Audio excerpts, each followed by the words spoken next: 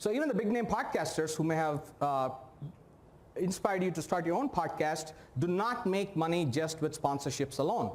So I'm going to have a couple of case studies here, but they basically sell books, digital products, online courses, physical products, coaching, consulting, webinars, seminars, and so on. So here's a case study. I'll tell you who the podcaster is in a second. September 2017, he made $220,000 from his podcast. So your first impression is, wow, a podcaster making $220K, that's a cool gig, I want that, right? But guess how much of that was actually from sponsors? $3,700. Oh, that much? That's it. Out of that much is a good one. But again, if you see the numbers, you'll understand. So a daily podcast, 5 times a week, 20 episodes a month roughly, right? And tens of thousands of downloads per episode, yet only 1.7% of his business income was from sponsors.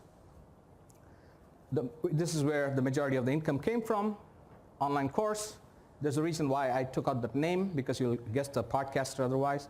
We know who it is. Yeah, you know, of course. 139,000 affiliate earnings, software apps, blah, blah, blah. And the most important last two items, podcast sponsorship, $3,700. Donations, $0. Of course, you already knew that. Pat Flynn, Smart Passive Income. At the top right, that's where I got he shares his income report. That's how I got his numbers. So wanting to make a substantial income from sponsorship alone is not a realistic goal for most of us, right? Because our niches, even in my niche, membership sites or online courses, I can't find 50,000 people, right? Even if I drive that kind of people, then there's so many other things, whether they like the topic, they like your voice, they understand your accent, at least in my case, and there's so many other things, right? So that includes me. Now, myth number 2, you can earn a great income using donations from your listeners. Possible, but not probable. So I have a clip here from Radiolab, which is a hugely popular show most of you may have heard of. And you'll see in a second, the host is asking for support. So before we get into the clip, in a second, if you see, these are the numbers. It's all in the millions, right? 1.6 million weekly radio listeners, 57 million streaming sessions, blah, blah, blah. 5.5 million weekly listeners on 4 nationally broadcast programs. Yet, the host has to say this. Only 0.72% of the people who listen actually give money. Actually raise their hand and say, I'm in. 0.72. We're not even at one whole cookie. So that's what I want to change right now. My challenge to you guys listening is, can we get this to 1%? Just 1%.